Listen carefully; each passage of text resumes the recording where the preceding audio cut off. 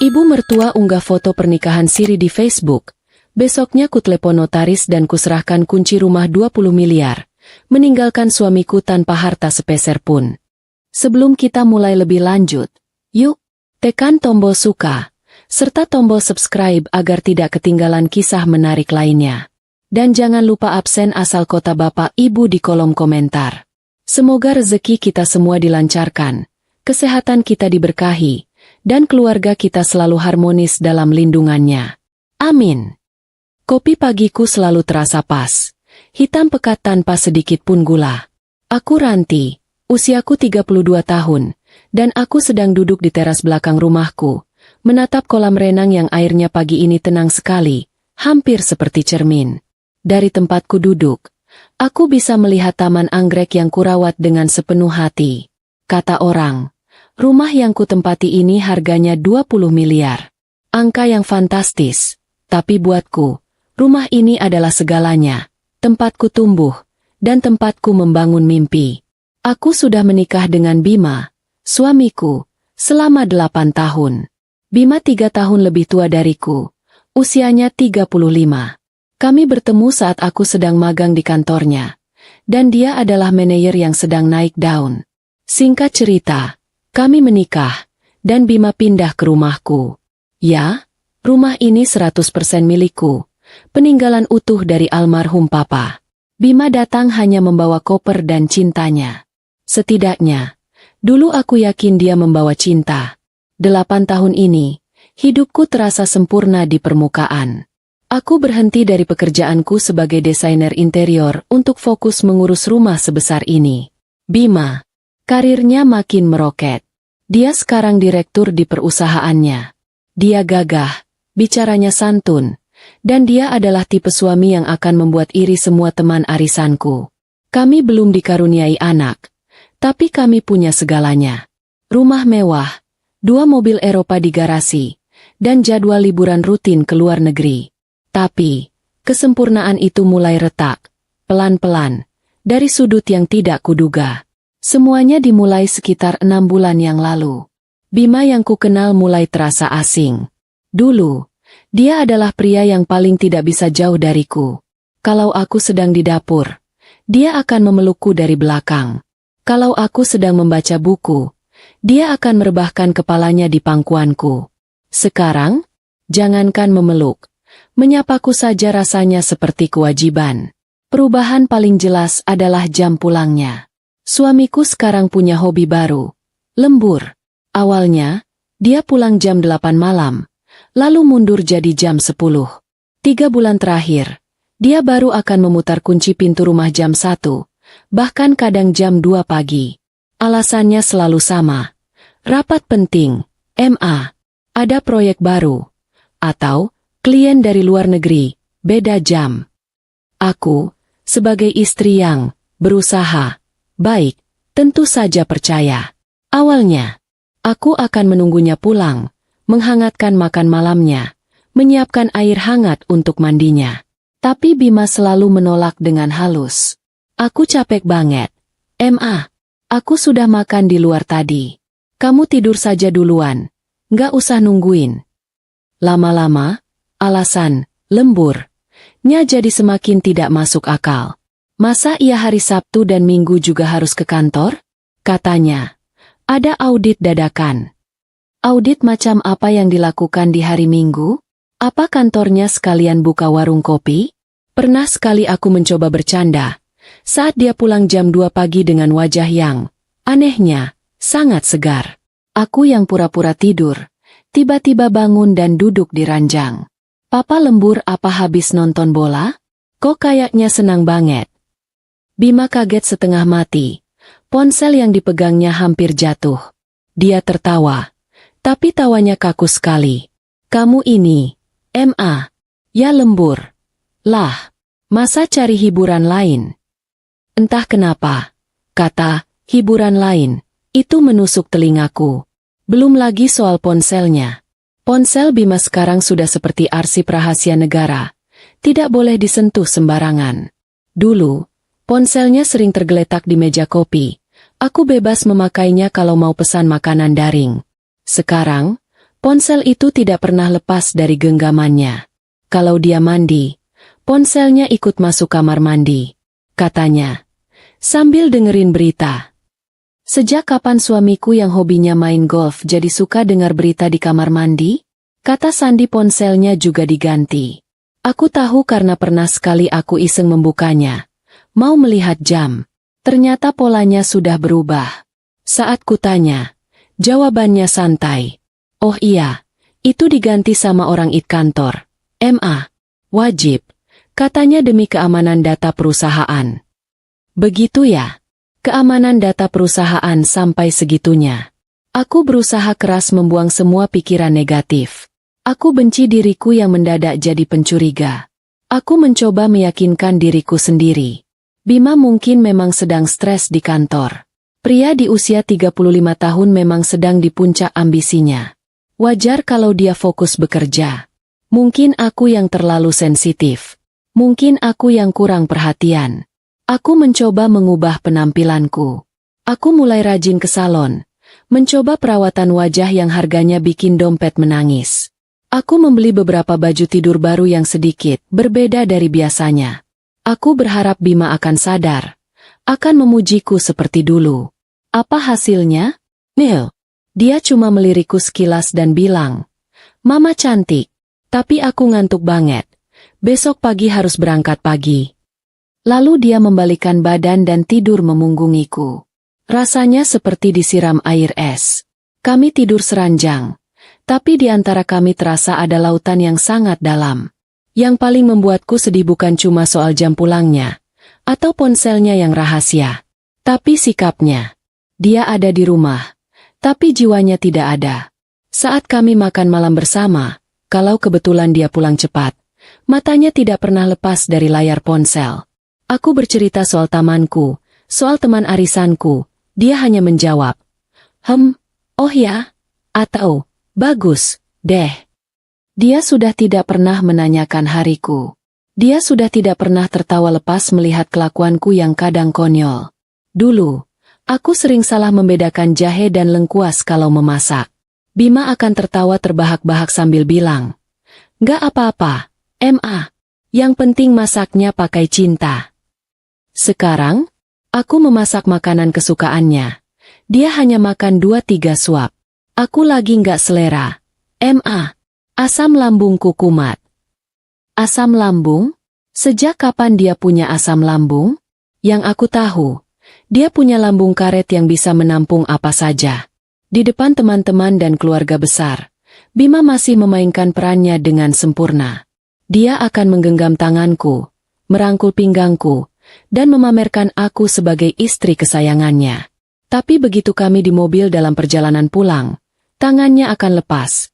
Dan keheningan yang canggung akan mengisi mobil mewah kami. Aku memilih diam. Bukan karena aku bodoh. Atau karena aku tidak sadar ada yang salah. Aku diam karena aku takut. Aku takut kalau kecurigaanku benar. Aku takut kalau aku bertanya. Dan jawabannya adalah sesuatu yang tidak sanggup kudengar. Aku takut kehilangan keutuhan rumah tangga yang selama ini kubanggakan. Di usiaku yang 32 tahun, aku tidak mau menyandang status janda.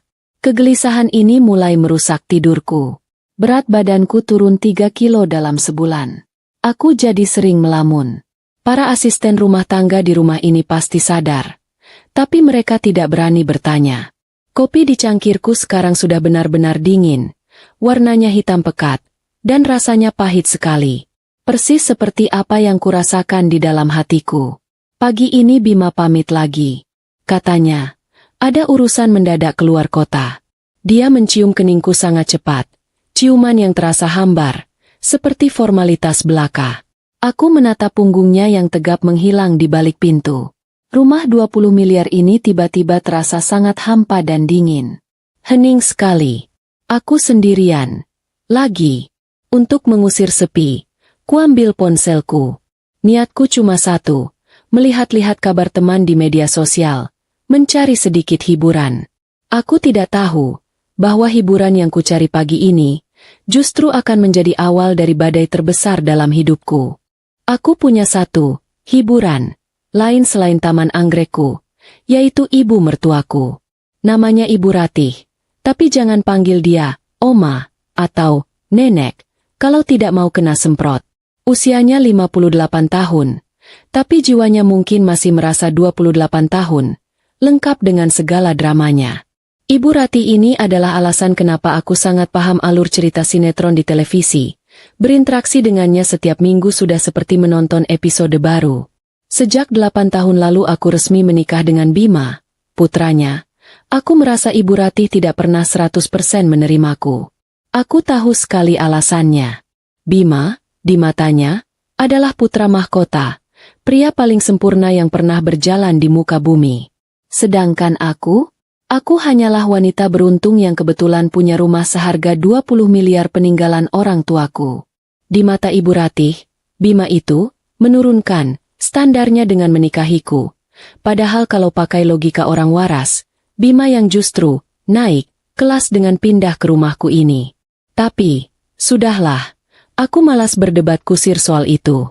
Ibu mertuaku adalah tipe orang yang kalau bertamu ke rumahku, matanya akan memindai segalanya seperti mesin pencari kesalahan. Dia punya bakat alami untuk menemukan debu di tempat yang bahkan petugas kebersihan profesional pun tidak akan menemukannya. Pasti ada saja yang dikomentari. Masakanku dibilang hambar. Ranti, kamu ini masak kok rasanya kayak masakan rumah sakit? Hambar.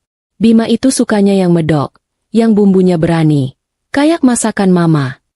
Padahal, Bima sendiri yang selalu bilang kalau dia suka masakanku justru karena tidak terlalu berminyak dan tidak terlalu asin. Katanya bagus untuk kesehatan di usia 30-an. Tapi kalau ibunya sudah bicara, Bima cuma bisa cengengesan sambil menyikut lenganku pelan. Taman anggrekku yang kurawat setengah mati? Dibilang buang-buang uang. Buat apa tanam bunga mahal-mahal begini? Nggak bisa dimakan juga. Mending kamu tanam kangkung sama bayam di halaman belakang. Jelas ada hasilnya. Aku cuma bisa senyum simpul. Padahal aku tahu, di rumah kontrakannya yang sempit itu, dia berusaha keras menanam mawar di pot-pot kecil. Tapi selalu gagal dan berakhir layu sebelum berkembang. Mungkin dia iri, tapi gengsinya setinggi gunung. Dan tentu saja, puncak dari segala kritiknya adalah soal anak. 8 tahun menikah dan belum memberinya cucu adalah kejahatan terbesar di matanya. Setiap bertemu, kalimat saktinya pasti keluar. Kamu itu usaha, dong, Ranti, pijat, minum jamu, apa, kek, jangan cuma dandan saja. Kasihan Bima, kerja capek-capek banting tulang, pulang ke rumah sepi, nggak ada suara tangisan anak. Rasanya aku ingin sekali menjawab. Memangnya mama pikir aku tidak usaha? Memangnya aku tidak ingin? Tapi seperti biasa, aku telan saja kepahitan itu. Kalau Bima sesekali mencoba membelaku, Ibu Ratih akan langsung mengeluarkan jurus andalannya, menangis sesenggukan. Dia akan bilang Bima sekarang sudah lupa sama ibu yang melahirkannya. Sudah jadi suami takut istri. Bima pasti langsung pusing 7 keliling, dan akhirnya aku yang mengalah dan minta maaf. Entah untuk kesalahan apa. Ibu Ratih juga punya seekor kucing kampung belang 3 yang dia beri nama Pangeran. Kucing ini, kurasa, tingkatannya lebih tinggi daripadaku, bahkan mungkin daripada Bima sendiri. Ibu Ratih bisa meneleponku jam 10 malam, bukan untuk menanyakan kabar anaknya, tapi untuk bertanya apakah aku punya stok ikan tuna kalengan, karena Pangeran mendadak tidak mau makan ayam rebus. Ajaib, memang. Nah, keanehan Bima yang mulai hobi, lembur, dan bersikap dingin itu, entah bagaimana, sepertinya menular ke ibunya. Tapi dalam bentuk yang sangat berbeda. Jika Bima jadi sedingin es, Ibu Ratih justru jadi sehangat kompor. Hangat yang aneh. Hangat yang bikin bulu kuduku merinding. Semua dimulai minggu lalu. Dia meneleponku sore hari. Biasanya, kalau nama, mama mertua, muncul di layar ponsel, aku harus menarik napas 3 kali dan mengumpulkan mental baja sebelum mengangkatnya. Halo, Ma? Sapaku. Siap mental menerima semprotan hari ini. Halo, Ranti. Sayang. Aku sampai refleks menjauhkan ponsel dari telingaku. Sayang, apa aku tidak salah dengar? Apa ibu mertuaku baru saja memanggilku? Sayang? Ini pertama kalinya dalam 8 tahun. Iya, Ma? Ada apa, Ma? Tanyaku gugup. Gak ada apa-apa. Mama kangen aja. Kok? Kamu lagi apa? Sudah makan? Bima sudah pulang. 3 pertanyaan beruntun penuh perhatian. Ini rekor dunia baru.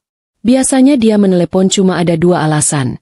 Kalau tidak mau minta uang bulanan, yang sebenarnya Bima transfer rutin, ya pasti mau mengkritik sesuatu yang baru didengarnya dari gosip tetangga. Lagi santai aja. Ma, ini Bima belum pulang. Katanya lembur lagi. Jawabku jujur. Ku dengar helaan napas pelan di seberang sana. Lalu, sesuatu yang tidak terduga terjadi. Oh, lembur. Iya. Bima memang lagi sibuk banget. Ranti, proyeknya lagi besar-besaran di kantor. Kamu yang sabar ya, sayang. Namanya juga suami. Kerja keras cari uang. Ya, buat istri juga. Aku terdiam 1000 bahasa. Dia membelaku. Dia menyuruhku sabar dengan nada yang sangat lembut. Dunia sedang terbalik atau bagaimana? Iya, Ma. Aku ngerti, kok. Jawabku kaku. Baguslah kalau kamu ngerti. Kamu istri yang baik. Ya sudah, jangan lupa jaga kesehatan, ya. Kamu itu istri satu-satunya Bima. Harus kuat. Telepon ditutup. Aku menatap layar ponselku dengan tatapan kosong. Istri satu-satunya? Memangnya Bima punya istri berapa? Ah, mungkin itu cuma kiasan orang tua. Tapi pujian, istri yang baik, dan panggilan, sayang, itu terasa sangat ganjil. Rasanya seperti makan durian tapi baunya stroberi. Aneh sekali. Keanehan tidak berhenti di situ. 2 hari kemudian, dia menelepon lagi. Kali ini pagi-pagi sekali. Saat aku sedang mengurus anggrek bulanku yang baru mekar. Ranti, Mama barusan masak rendang. Enak banget. Bumbunya pas.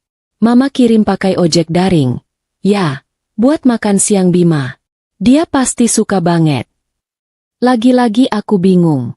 Seumur-umur, Ibu Ratih tidak pernah repot-repot memasak untuk kami. Biasanya dia yang minta dikirimi makanan dari rumahku, dengan alasan, makanan di rumahmu kan enak-enak, Ranti. Aduh, Ma, nggak usah repot-repot. Nanti aku bisa masak. Bima juga kayaknya hari ini. Sudah, Mama sudah pesan ojeknya. Kamu tinggal terima saja di rumah. Bima itu harus dijaga makannya. Jangan sampai telat. Dia itu suka banget rendang buatan Mama. Apalagi kalau disuapin sama Sari. Hening seketika. Aku mengernyitkan dahi. Tanganku yang sedang memegang gunting tanaman berhenti bergerak. Sari. Terdengar suara orang gelagapan di seberang sana. Aduh. Maksud Mama. Ranti. Iya. Ranti. Aduh. Mama ini kok salah sebut terus. Ya. Maklum. Tadi Mama lagi nonton sinetron di televisi. Nama pembantunya itu si Sari. Jadi ke bawah-bawah. Deh. Aku tertawa kecil. Berusaha mencairkan suasana. Mama ini ada-ada saja. Nonton sinetron sampai ke bawah ngomong begitu. Hehehe. Iya, Ranti. Maklum. Ya, sudah tua. Sudah mulai pikun. Ya sudah. Ditunggu ya rendangnya. Nanti bilang Bima. Khusus dari Mama. Sudah dulu. Ya, sayang. Assalamualaikum. Telepon ditutup lagi. Lebih cepat dari sebelumnya. Sari. Nama itu terngiang sekilas di kepalaku. Sari siapa? Aku tidak punya teman dekat bernama Sari. Sepupu Bima juga rasanya tidak ada yang namanya Sari. Ah, sudahlah. Benar kata Ibu Ratih. Paling-paling nama tokoh sinetron. Ibu mertuaku itu memang penggemar berat drama azab di jam makan siang. Rendang itu datang setengah jam kemudian. Aromanya memang enak. Kebetulan sekali, hari itu Bima pulang cepat. Kalau bisa dibilang cepat. Jam 8 malam dia sudah di rumah. Sebuah kemewahan bagiku akhir-akhir ini. Wah, rendang. Kamu masak, Ma? Tanya Bima. Matanya terlihat sedikit berbinar. Dia memang suka rendang. Bukan. Dari Mama. Kataku sambil menyendok nasi ke piringnya. Seketika, raut wajah Bima berubah total. Binar di matanya hilang. Dia meletakkan sendoknya pelan. Mama. Tumben banget. Iya. Tadi pagi telepon. Katanya kangen masakin kamu. Dimakan, Gih. Bima terlihat gugup. Entah kenapa dia terlihat gugup. Dia mengambil rendang itu sedikit sekali. Seujung sendok. Seperti takut keracunan. Kamu tahu, Ma. Asam lambungku kan lagi sering kumat akhir-akhir ini. Rendang ini. Kayaknya terlalu berminyak. Aku makan sayur bening aja, deh. Lagi-lagi alasan asam lambung. Padahal tadi matanya jelas-jelas bernafsu melihat rendang itu. Sejak kapan pula dia punya riwayat asam lambung? Yang aku tahu, dia punya lambung dari karet yang bisa menampung apa saja, kapan saja. Oh, ya sudah. Nggak usah dipaksa kalau nggak mau. Aku merasa sedikit kesal. Bukan kesal pada Bima, tapi pada rendang itu. Mubazir sekali. Malam itu Bima mandi lebih lama dari biasanya. Saat dia keluar dari kamar mandi, aku pura-pura sibuk membaca majalah di ranjang. Tapi dari sudut mataku, aku tahu dia sedang mengetik sesuatu di ponselnya dengan sangat cepat di sudut kamar. Seperti orang yang sedang panik membalas pesan penting. Sikap aneh Bima dan sikap aneh Ibu Rati ini mulai membentuk sebuah pola yang kusut di kepalaku. Mereka berdua seperti sedang ada di satu tim yang sama, dan aku adalah penonton yang tidak mengerti aturan mainnya.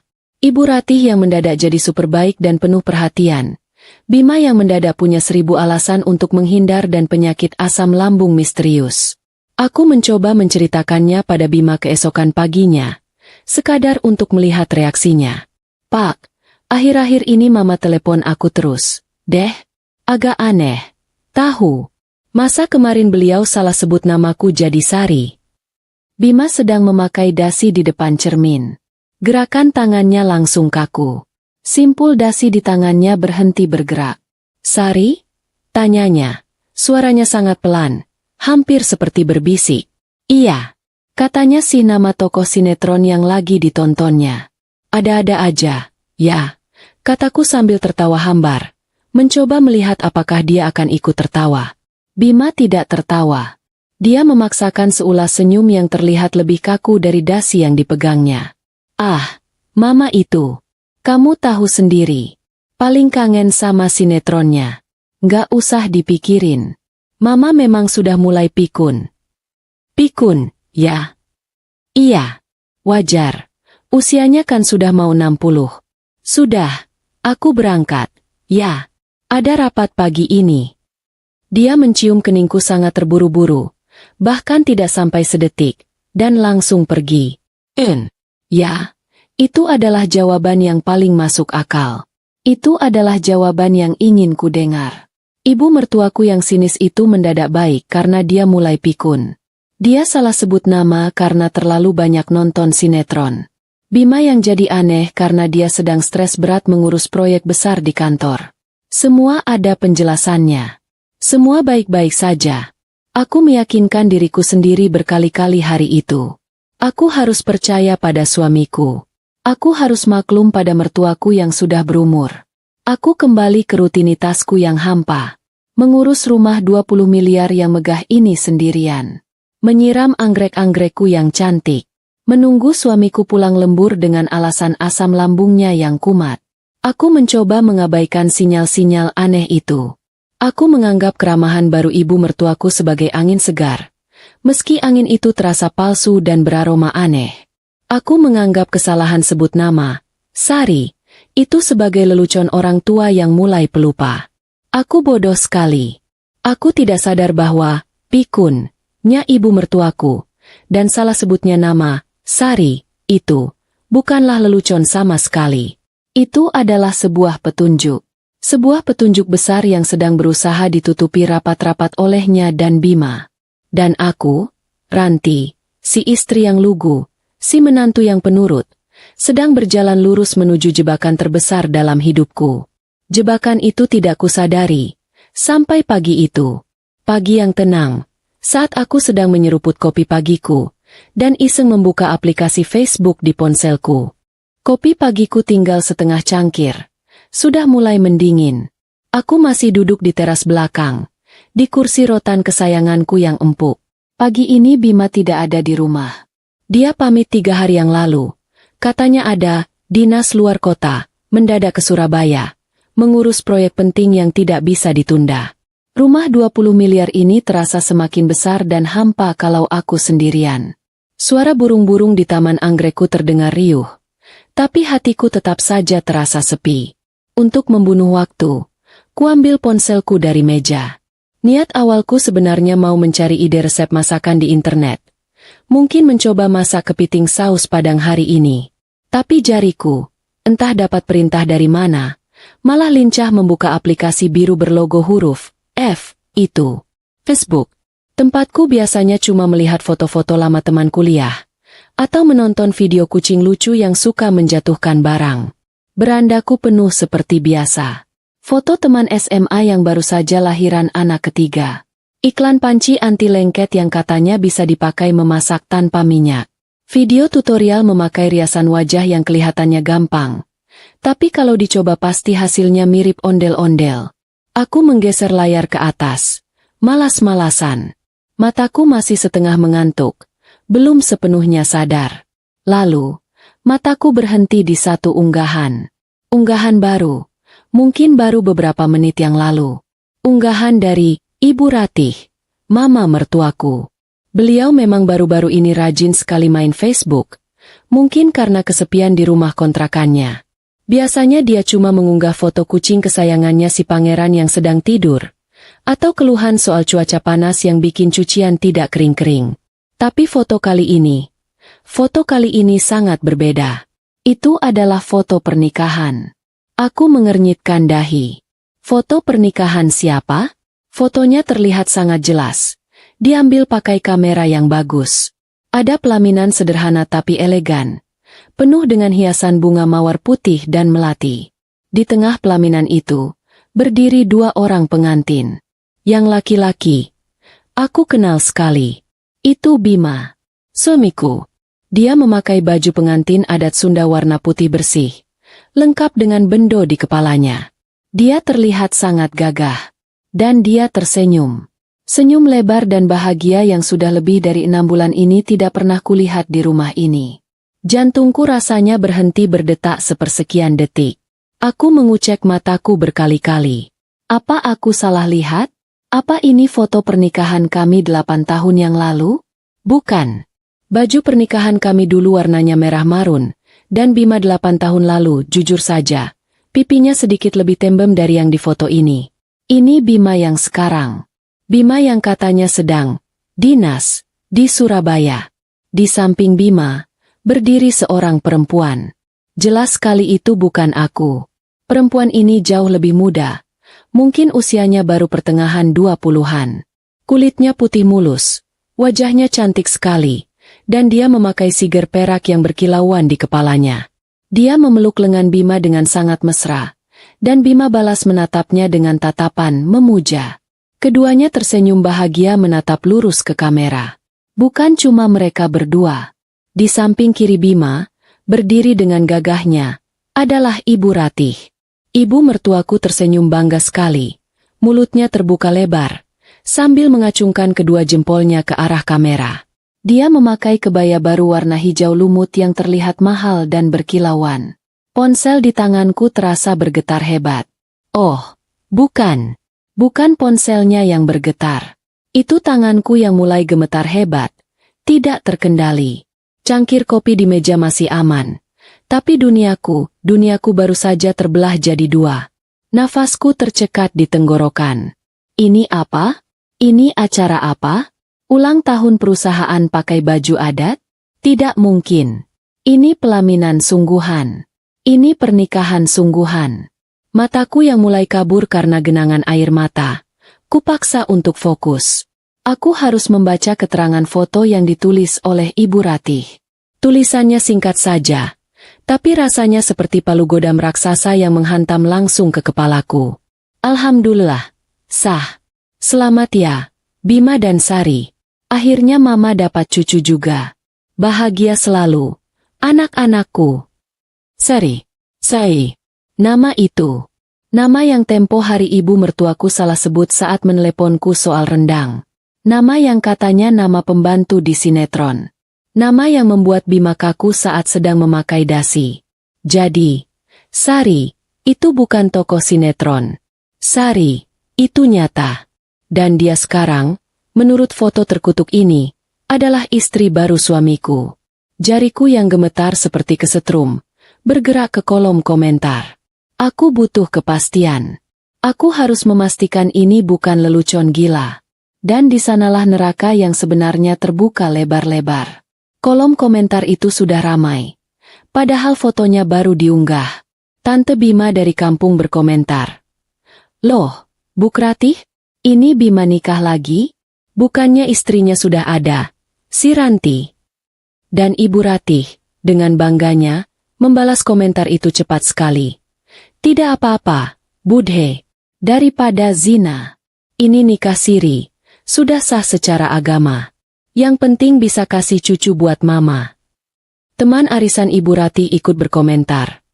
Wah, cantik sekali istri barunya, Jeng Ratih. Selamat, ya. Akhirnya Bima punya keturunan juga. Lagi-lagi Ibu Ratih membalas. Iya, dong, Jeng. Namanya Sari. Lagi hamil muda. Makanya buru-buru diresmikan. Hehe. Hamil muda. Hamil. Muda. Dua kata itu seperti belati tajam yang menancap lurus di ulu hatiku. Lalu diputar-putar. Jadi ini alasannya. Ini alasan Bima selalu lembur. Sampai jam 2 pagi. Ini alasan dia punya penyakit. Asam lambung. Misterius. Ini alasan dia tidak pernah lagi menyentuhku. Dia bukan lembur di kantor. Dia lembur di rumah yang lain. Dia sibuk membuat anak dengan perempuan lain. Dan Ibu Ratih, ibu mertuaku. Dia tahu. Tentu saja dia tahu. Dia ada di foto itu. Dia yang mengunggahnya. Semua keanehannya minggu lalu kini jadi masuk akal. Panggilan, sayang, yang palsu itu. Kiriman rendang yang tiba-tiba. Itu semua cuma sandiwara. Itu bukan karena dia pikun. Itu karena dia sedang berbahagia menyambut menantu baru dan calon cucu pertamanya. Rendang yang ditolak Bima. Tentu saja Bima menolaknya. Dia pasti baru saja makan rendang yang sama. Disuapi langsung oleh si Sari, itu di rumahnya. Panggilan. Kamu itu istri satu-satunya Bima. Yang diucapkan Ibu Ratih di telepon itu adalah hinaan. Dia sedang mengejekku. Dia tahu Bima sudah punya istri lain saat dia bilang begitu padaku. Dinas luar kota, ke Surabaya. Aku tertawa. Tawa yang keluh, pahit, dan terdengar mengerikan di telingaku sendiri. Surabaya? Aku yakin 100%. Foto pelaminan ini lokasinya tidak jauh dari sini. Bima tidak ke Surabaya. Bima sedang berbulan madu. Dia sedang menikmati hari-harinya sebagai pengantin baru dengan istri mudanya yang sedang hamil. Aku mematung di kursiku. Kopi yang dingin itu sudah tidak kupedulikan lagi. Anggrek-anggrek cantik di tamanku yang kurawat setiap hari, mendadak terlihat layu dan pucat warnanya. Rumah 20 miliar yang megah ini, peninggalan papa, tiba-tiba terasa seperti penjara yang sangat dingin dan angker. 8 tahun pernikahanku. 8 tahun pengabdianku melayani Bima. 8 tahun kesabaranku menghadapi cibiran Ibu Ratih. Habis. Hancur lebur dalam satu unggahan Facebook di pagi hari. Mereka pikir aku bodoh. Mereka pikir aku akan diam saja menerima kenyataan pahit ini. Mereka pikir aku akan menangis meraung-raung di rumah kosong ini. Memohon Bima untuk kembali. Sementara mereka tertawa bahagia di luar sana. Oh, Bima salah besar. Ibu Ratih salah besar. Mereka berdua lupa satu hal yang paling penting. Rumah ini, rumah 20 miliar yang sekarang sedang ditinggali Bima, rumah yang menjadi saksi bisu kemesraan palsunya, adalah milikku. Ponsel itu akhirnya lolos dari genggamanku. Benda mahal itu jatuh menghantam lantai marmer teras dengan bunyi, klak, yang terdengar pelan. Namun di telingaku bunyinya senyaring petir. Layarnya retak atau tidak, bodinya lecet atau tidak, aku sudah tidak peduli sama sekali. Ponsel seharga motor itu tiba-tiba terasa tidak ada harganya. Kepalaku pusing 7 keliling, dunia di sekitarku berputar kencang. Rasanya seperti baru saja turun dari komedi putar yang diputar 100 kali lipat lebih cepat dari biasanya. Kopi pagiku yang sudah dingin dicangkir. Permukaannya terlihat beriak, bergetar. Tapi aku sadar, bukan kopinya yang bergetar, tapi kedua tanganku yang gemetar hebat. Atau mungkin, seluruh isi kepalaku yang sedang banjir oleh air mata yang siap tumpah. Akhirnya, air mata itu turun juga. Bukan tangisan histeris meraung-raung seperti yang sering kulihat di sinetron favorit Ibu Ratih. Bukan. Tidak ada suara. Tidak ada lolongan. Ini adalah air mata diam, yang mengalir deras seperti bendungan yang akhirnya jebol. Panas sekali rasanya, membasahi pipiku yang mendadak terasa kaku dan beku. Setiap tetes air mata yang jatuh ke pangkuanku serasa membawa satu kepingan kebohongan yang selama ini kutelan bulat-bulat. Kupikir itu adalah cinta. Lembur. Nya Bima. Proyek besar. Nya yang tidak pernah selesai. Asam lambung. Nya yang kumat tiap kali aku masak enak. Rapat mendadak. Nya di akhir pekan. Ponselnya yang mendadak pakai kata sandi baru karena peraturan IT kantor. Semuanya bohong. Semuanya palsu. Yang paling menusuk jantungku, yang paling meremukan hatiku, bukanlah wajah cantik si Sari itu. Bukan. Bukan juga senyum bahagia Bima di pelaminan terkutuk itu. Yang paling menghancurkanku, yang terasa seperti ribuan jarum menusuk ulu hatiku, adalah senyum Ibu Ratih di foto itu. Senyum bangga, senyum penuh kemenangan, sambil mengacungkan kedua jempolnya. Ibu mertuaku. Wanita yang selama 8 tahun ini selalu mengkritik masakanku hambar, cara berpakaianku norak, bahkan cara aku bernapas pun sepertinya salah di matanya. Wanita itu, sekarang, tersenyum lebar merayakan pengkhianatan putranya. Dia tahu, tentu saja dia tahu, dia ada di sana. Dia tahu Bima punya perempuan lain. Dan dia merestuinya. Panggilan teleponnya yang mendadak manis minggu lalu, kini terasa seperti racun. Panggilan, sayang, yang bikin merinding itu. Ternyata adalah panggilan untuk si bodoh yang sedang ditertawakan di belakang. Kiriman rendangnya, yang katanya spesial, mungkin itu sisa makanan dari acara syukuran si Sari. Kesalahan sebut nama, Sari, yang katanya nama tokoh sinetron. Ya Tuhan, aku bodoh sekali. Aku benar-benar bodoh. Itu semua bukan sandiwara orang pikun.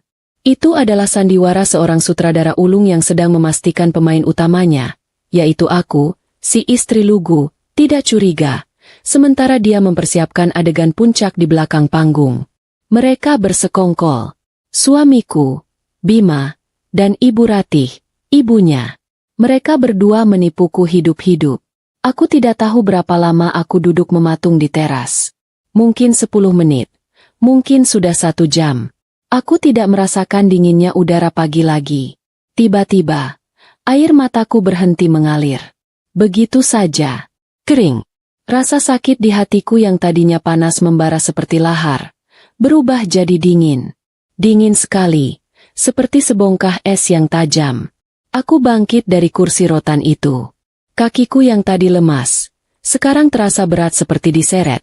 Tapi aku paksakan melangkah. Ada kekuatan baru yang muncul, kekuatan yang lahir dari rasa sakit yang sudah sampai di puncaknya. Aku masuk ke dalam rumah. Para asisten rumah tangga sedang sibuk membersihkan perabotan di ruang tengah. Mereka menyapaku. Pagi, Bu Ranti. Tapi aku tidak menjawab. Suaraku tercekat. Atau mungkin aku memang tidak mau menjawab. Pandanganku lurus ke depan. Aku berjalan melewati mereka seperti robot, menuju kamar tidur utama kami. Kamarku. Klik. Aku mengunci pintu kamar dari dalam. Suara kunci itu terdengar memuaskan. Aku butuh ruang. Aku butuh mengunci dunia palsu di luar sana, untuk berpikir. Aku bersandar di balik pintu kayu jati yang kokoh itu. Aku menatap kamar tidur kami. Ranjang ukuran besar yang mewah.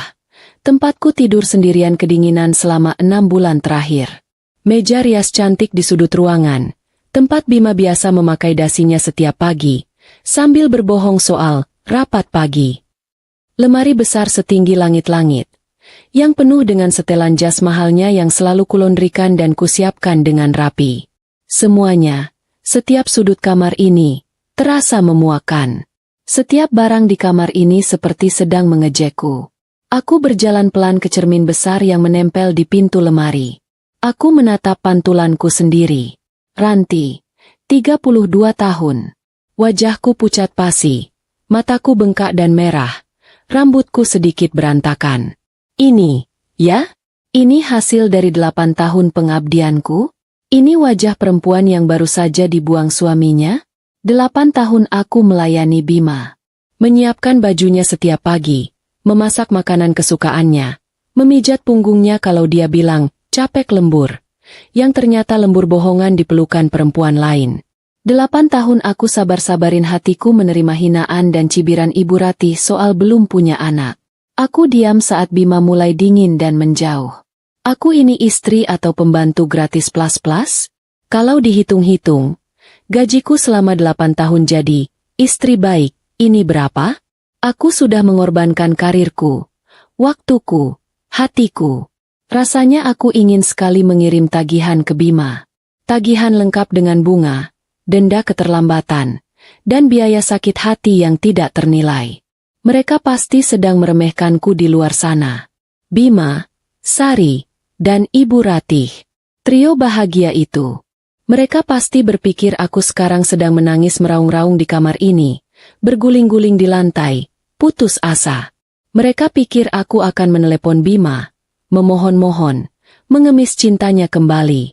Mereka pikir aku akan pasrah menerima takdir di madu demi mendapatkan cucu, yang sangat mereka banggakan itu.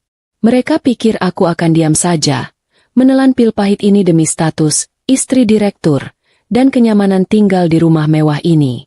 Oh, Bima salah besar. Ibu Ratih salah besar. Mereka salah menilai aku. Mereka lupa, kesabaran itu ada batasnya. Dan kesabaranku sudah habis. Hari ini, detik ini, aku menghapus sisa air mata di pipiku dengan kasar. Ini adalah air mata terakhirku untuk Bima. Aku tidak akan menangis lagi. Air mataku terlalu mahal untuk laki-laki penipu dan mertua jahat seperti mereka. Aku tidak akan memohon. Aku tidak akan mengemis. Aku menatap lagi pantulan wajahku di cermin. Mataku yang tadinya bengkak dan sembab, sekarang terasa tajam. Dingin dan tajam. Bima boleh mengambil perempuan itu. Dia boleh mengambil cucu yang dibanggakan ibunya. Silakan. Tapi dia tidak akan mengambil hartaku. Dia tidak akan mengambil rumahku. Dia tidak akan mengambil masa depanku. Mereka lupa satu hal yang paling penting. Bima datang ke rumah ini 8 tahun lalu hanya membawa 1 koper berisi pakaiannya. Dia membangun karirnya, status sosialnya, kenyamanannya, semua di atas pondasi milikku. Di atas rumah peninggalan papaku. Aku akan memastikan, dia juga akan pergi dari rumah ini. Mungkin tanpa koper sama sekali. Tangisku sudah habis. Air mataku sudah mengeras, berubah jadi baja. Aku mengambil ponselku yang tadi tergeletak di teras. Ternyata tadi sempat kuambil lagi tanpa sadar saat berjalan masuk. Benda ini bukan lagi sumber sakit hatiku. Benda ini sekarang adalah senjataku. Aku tidak mencari nomor Bima. Aku tidak sudi mendengar suaranya. Jariku menggeser layar, mencari satu nama di kontakku. Nama yang akan memulai segalanya. Aku masih di dalam kamar yang terkunci. Tapi aku tidak lagi bersandar di pintu atau menatap cerminku dengan nanar. Aku duduk tegak di tepi ranjang. Ranjang yang seharusnya menjadi tempatku berbagi mimpi dengan suamiku. Tapi nyatanya malah jadi saksi bisu kebohongannya. Ponselku masih ada di genggaman. Layarnya menyala, menampilkan satu nama yang kutatap lekat-lekat. Pak Danu, notaris. Jariku melayang di atas tombol panggil. Getaran di tanganku yang tadi hebat seperti badai, kini sudah lenyap tak berbekas. Yang tersisa adalah dingin. Dingin yang aneh. Dingin yang membuat segalanya terasa sangat jelas dan fokus. Aku tidak sedang gegabah. Aku tidak sedang emosi. Ini adalah sebuah keputusan bisnis. Keputusan paling penting dalam hidupku. Sebelum jariku menekan tombol itu, aku teringat sesuatu. Sesuatu yang sangat penting, yang menjadi pondasi dari semua rencanaku. Aku teringat almarhum Papa. Bertahun-tahun yang lalu, saat aku akan menikah dengan Bima, Papa memanggilku ke ruang kerjanya. Papa menaruh sertifikat rumah ini di atas meja. Sertifikat tebal berwarna hijau. "Ranti," kata Papa waktu itu. Suaranya tenang tapi penuh wibawa. "Kamu akan menikah." Papa ikut bahagia. "Tapi rumah ini, rumah tempat kamu lahir dan besar, akan tetap jadi milikmu." Aku ingat, waktu itu aku sempat sedikit protes. "Tapi, Pak, kan nanti jadi milik kami berdua? Milik Ranti dan Mas Bima." Papa menggeleng pelan. "Bukan. Ini punyamu. Murni atas namamu. Ranti Handayani. Ini warisan Papa buat kamu, bukan buat suami kamu. Harta gonogini itu rumit. Nak, yang ini, punya kamu. Jaga-jaga." Dulu, aku pikir Papa kolot. Aku pikir Papa tidak percaya 100% pada Bima. Tapi 8 tahun kemudian, di kamar yang sama, di rumah yang sama, aku baru sadar. Itu bukan kolot. Itu adalah cinta. Itu adalah kebijaksanaan seorang ayah yang melihat jauh ke depan, yang melindungi putrinya bahkan dari liang kuburnya. Jaga-jaga. Nya Papa, terjadi hari ini. Aku menarik napas panjang, lalu menghembuskannya perlahan. Cukup kenangannya. Sekarang waktunya bertindak. Jariku menekan tombol panggil. Tut-tut. Suara nada sambung terdengar di telingaku. Rasanya seperti genderang perang yang baru saja kutabuh sendiri. "Halo, selamat pagi. Dengan Danu di sini." Suara di seberang sana terdengar ramah, profesional, dan sedikit kaget. Wajar, aku jarang sekali menelepon notarisku di jam sepagi ini. "Pagi, Pak Danu. Ini Ranti," kataku. Suaraku sendiri terdengar asing di telingaku. Datar, dingin, dan tidak ada getaran sama sekali. Sepertinya pita suaraku ikut membeku bersama air mataku tadi. "Oh, Ibu Ranti. Selamat pagi, Bu. Tumben sekali. Ada yang bisa saya bantu, Bu? Dokumen atau?" Pak Danu sepertinya bingung. Aku tidak memberinya waktu untuk berbasa-basi. Aku tidak punya waktu untuk itu. "Pak Danu," kataku, langsung ke intinya. "Saya mau jual rumah saya." Hening. Di seberang sana tidak ada jawaban selama beberapa detik. Aku bisa membayangkan Pak Danu, pria parubaya berkacamata tebal itu, pasti sedang mengernyitkan dahi. Mungkin dia pikir sambungan teleponnya terputus. "Maaf, Bu Ranti, bisa diulang?" Barusan suaranya. "Saya mau jual rumah saya."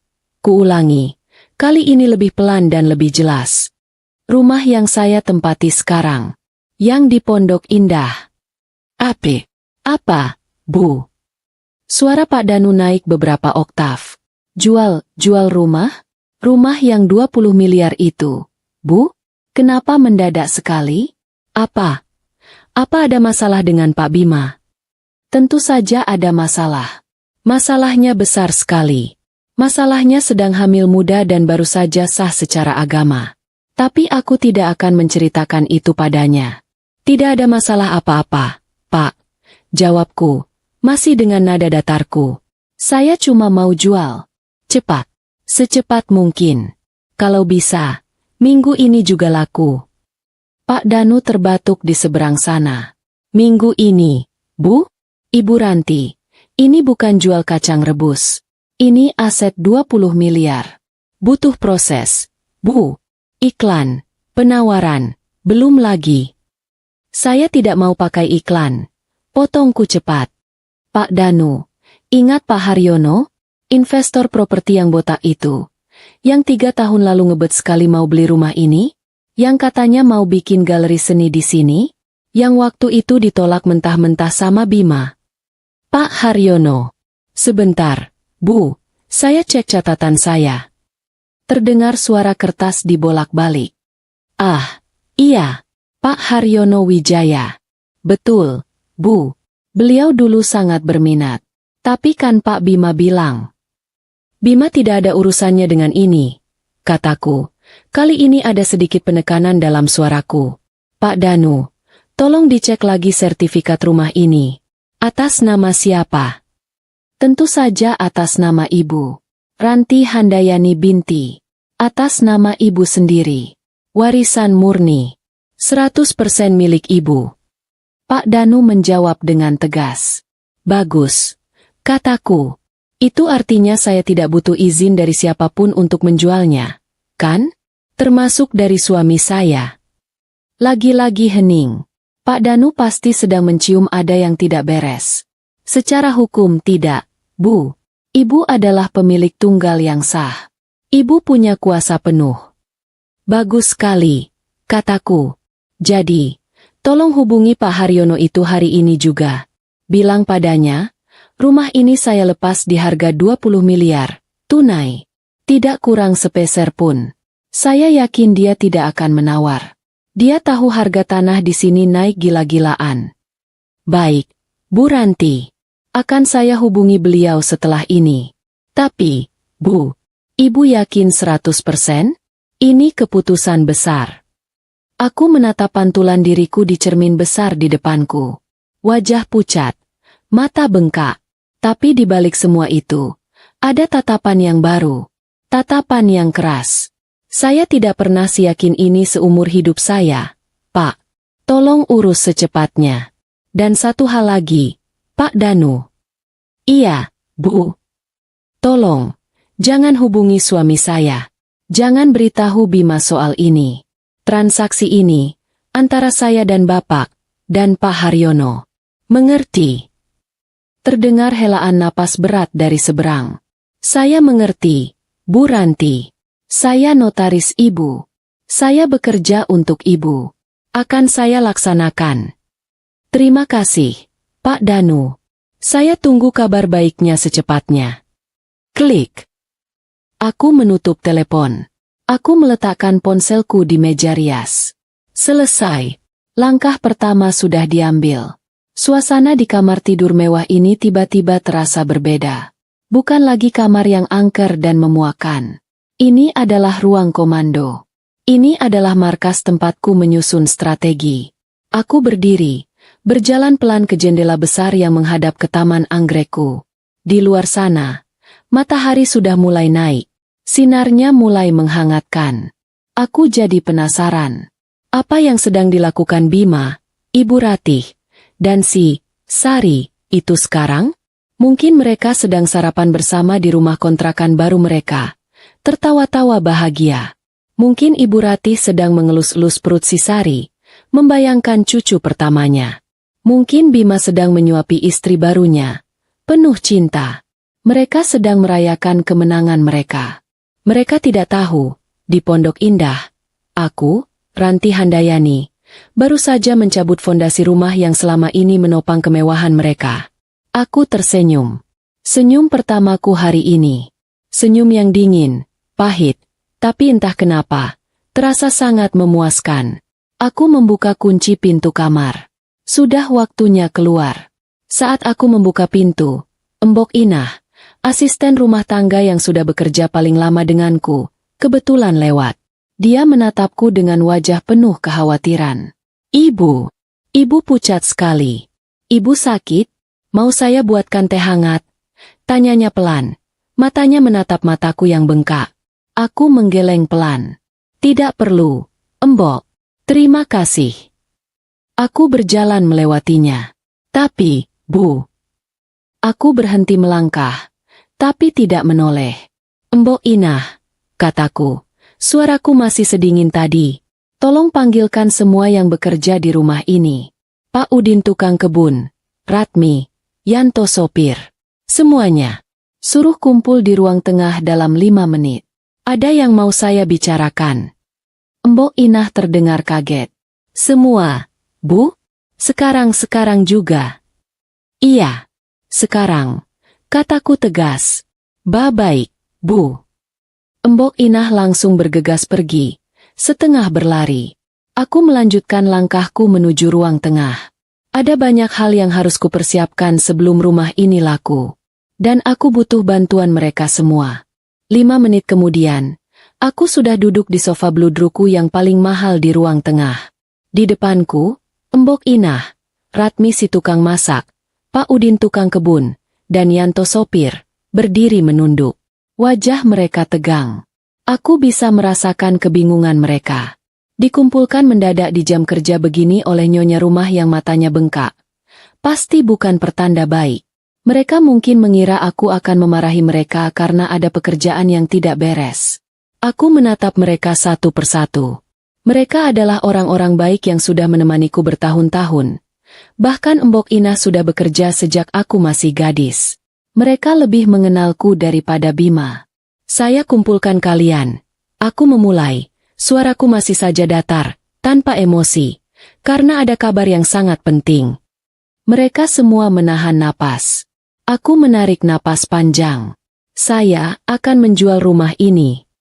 Reaksi mereka persis seperti yang sudah kuduga. Embok Inah memegang dadanya. Matanya terbelalak kaget.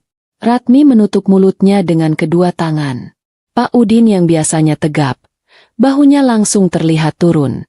Hanya Yanto yang tetap diam, tapi rahangnya mengeras. Kalian jangan khawatir soal pekerjaan, lanjutku cepat, sebelum kepanikan mereka pecah. Kalian semua sudah bekerja dengan sangat baik untuk saya. Saya tidak akan melepas kalian begitu saja. Aku meraih 4 amplop tebal yang sudah kusiapkan di laci meja di sampingku. Amplop-amplop ini berisi uang tunai. Ini, kataku sambil menaruhnya di atas meja. Gaji kalian bulan ini, utuh, ditambah pesangon. Masing-masing 6 kali gaji penuh. Kalau tadi mereka kaget, sekarang mereka syok. Mata mereka terbelalak menatap amplop tebal itu. 6 kali gaji adalah jumlah yang sangat besar. Jumlah yang tidak pernah mereka bayangkan akan mereka terima sekaligus. Aku tahu Bima itu pelit urusan bonus ke staf. Tapi aku tidak. Aku butuh kesetiaan mereka. Saya mau minta tolong satu hal terakhir sama kalian. Kataku, nadaku serius. Mereka langsung menatapku, seolah baru tersadar dari mimpi. Rumah ini akan laku cepat. Sangat cepat. Mungkin dalam 1 atau 2 hari ke depan. Saya mau kalian membantu saya berkemas. Mengosongkan rumah ini. Tapi, aku berhenti sejenak, menatap mata mereka satu persatu. Saya mau ini dilakukan diam-diam. Jangan sampai ada yang tahu. Jangan ada satupun tetangga yang curiga. Terutama, jangan sampai Pak Bima tahu. Mereka saling pandang. Udara di ruangan ini terasa semakin berat. Embok Inah, yang paling tua dan paling berani, maju selangkah. Ibu. Suaranya bergetar. Maaf, Nyonya. Apa ibu baik-baik saja? Apa ada masalah sama bapak? Bapak tahu soal ini. Aku menggeleng pelan. Embok enggak perlu tahu masalah saya. Embok cuma perlu tahu, saya sangat butuh bantuan kalian. Anggap saja ini operasi rahasia kita. Kalian tahu di mana kotak-kotak bekas di gudang. Mulai kemas semua barang saya. Pakaian saya, perhiasan saya, barang-barang pecah belah. Semua yang jadi milik saya. Embok Inah menatapku lama. Ada sorot kasihan di matanya. Tapi juga ada sorot kesetiaan. Dia pasti sudah curiga ada yang tidak beres dengan pernikahan tuannya selama berbulan-bulan ini. Dia bukan orang bodoh. Kami siap bantu ibu, kata Mbok Inah akhirnya. Suaranya mantap. Ibu sudah terlalu baik sama kami sekeluarga. Yang lain, melihat Mbok Inah setuju, langsung ikut mengangguk. Siap, Bu, kata Yanto dan Pak Udin hampir bersamaan. Bagus, kataku. Sekarang, ambil pesangon kalian, dan segera mulai bekerja. Prioritaskan barang-barang di kamar saya. Mereka mengambil amplop itu satu persatu, mencium tanganku, lalu bergegas bubar. Operasi senyapku sudah dimulai. Aku kembali ke kamarku yang sudah mulai terasa asing. Aku menunggu. Jantungku berdebar lagi. Tapi kali ini bukan karena sakit hati. Ini debaran karena cemas. Bagaimana kalau Pak Haryono sudah tidak minat? Bagaimana kalau dia menawar dan prosesnya jadi lama? Bagaimana kalau Bima keburu pulang? Ponselku bergetar hebat di atas meja rias tepat jam 11 siang. 3 jam. Hanya 3 jam setelah aku menelepon Pak Danu. Cepat sekali. Nama, Pak Danu Notaris, muncul di layar. Tanganku sedikit gemetar saat mengangkatnya. Halo, Pak Danu. Sapaku, berusaha terdengar tenang. Bagaimana kabarnya? Luar biasa, Bu Ranti. Suara Pak Danu di seberang sana terdengar hampir berteriak saking semangatnya. Aku sampai harus menjauhkan ponsel dari telingaku. Pak Haryono, beliau bahkan tidak menawar sepeser pun. Beliau bilang 20 miliar itu harga 3 tahun lalu. Beliau untung besar. Beliau langsung setuju. Aku menarik napas lega. Tentu saja dia untung. Pak Haryono itu mungkin sekarang sedang guling-guling di atas tumpukan uangnya saking senangnya dapat properti di lokasi emas begini dengan harga murah. Bodohnya Bima dulu menolak tawaran itu mentah-mentah karena merasa harga dirinya terinjak. Ah, sudahlah. Aku tidak peduli. Aku tidak butuh untung. Aku butuh uang tunai. Dan aku butuh cepat. Beliau tanya kapan bisa transfer. Bu, lanjut Pak Danu, masih dengan nada girang. Beliau siap kapan saja. Katanya uangnya standby di rekening pribadinya. Beliau tanya apa bisa besok kita urus surat-suratnya. Jantungku berdebar kencang. Besok? Secepat itu? Ini lebih cepat dari dugaanku. Bisa, Pak. Jawabku mantap. Besok. Bilang padanya, besok pagi jam 9 kita bertemu di kantor Bapak. Kita tanda tangan akta jual beli. Saya mau semuanya selesai sebelum lusa. Besok pagi, Bu? Siap, Bu. Tentu bisa. Saya siapkan semua berkasnya hari ini juga. Ibu tinggal datang bawa KTP dan buku nikah asli. Ya. Buku nikah. Ah, benda itu. Baik, Pak. Saya akan bawa. Klik. Aku menutup telepon. Besok. Semuanya akan berakhir besok. Rumah ini akan resmi berpindah tangan. Aku menatap keluar jendela. Taman anggrekku terlihat cantik sekali disinari matahari siang. Para asistenku sudah mulai sibuk di bawah, mengangkut kotak-kotak kardus besar. Rasanya aneh. Aku akan meninggalkan tempat ini. Tempat aku lahir. Tempat aku menikah. Tempat aku dikhianati. Anehnya, tidak ada rasa sedih. Tidak ada air mata yang ingin keluar. Yang ada hanya kelegaan. Kelegaan yang luar biasa besar. Bima masih di luar kota. Entah di mana. Dia masih bersenang-senang dengan istri barunya. Dia masih menikmati kebohongannya. Dia tidak tahu kalau istananya, tempat dia pulang, tempat dia menaruh semua setelan jas mahalnya yang harganya puluhan juta, besok pagi sudah bukan lagi miliknya. Aku tersenyum tipis. Selamat bersenang-senang, Mas Bima. Pulang nanti. Jangan kaget ya, kalau gembok pagarnya sudah ganti. Pukul 8:30 pagi keesokan harinya, aku sudah duduk rapi di dalam mobil. Yanto menyetir dengan tenang, membawaku menembus kemacetan pagi Jakarta. Aku sengaja tidak ke salon, riasanku tipis saja, hanya untuk menutupi jejak air mata. Tapi aku memakai blus sutra terbaikku dan kacamata hitam besar yang menutupi mataku yang masih menyisakan sedikit bengkak. Di tanganku ada tas jinjing mahal. Tas yang dulu kubeli saat liburan ke Milan bersama Bima. Tas ini sekarang terasa sangat berat. Bukan karena isinya, tapi karena kenangannya. Dulu tas ini kubeli dengan tawa bahagia. Kini aku membawanya untuk menandatangani surat perceraianku secara tidak langsung. Di dalamnya ada KTP-ku. Beberapa dokumen penting, dan tentu saja, buku nikah. 2 buku kecil berwarna merah dan hijau itu. Benda terkutuk yang dulu kuelulukan sebagai bukti cinta suci, kini rasanya seperti barang bukti kejahatan. Pertemuan di kantor Pak Danu berjalan lebih lancar dari yang kubayangkan. Ruangan ber-AC itu terasa dingin, tapi suasana di meja rapat justru sebaliknya. Pak Haryono, Si investor botak yang dulu ditolak mentah-mentah oleh Bima, ternyata orangnya sangat ramah. Dia datang bersama tim hukumnya, tersenyum lebar dari telinga ke telinga, seolah baru saja memenangkan undian besar. Dan memang, dia baru saja menang. Dia tidak banyak bicara, hanya membolak-balik dokumen tebal yang disiapkan Pak Danu dengan cepat, lalu menatapku. "Ibu Ranti, saya turut." Sudahlah," katanya. Sepertinya bingung mau bicara apa tapi matanya berbinar penuh kemenangan. "Saya senang sekali kita bisa bekerja sama. Rumah itu adalah impian saya. Akan saya rawat dengan baik." Aku hanya mengangguk tipis. Tidak peduli dia mau merawatnya atau merobohkannya. "Terima kasih, Pak Haryono. Yang penting prosesnya cepat." Dan memang cepat.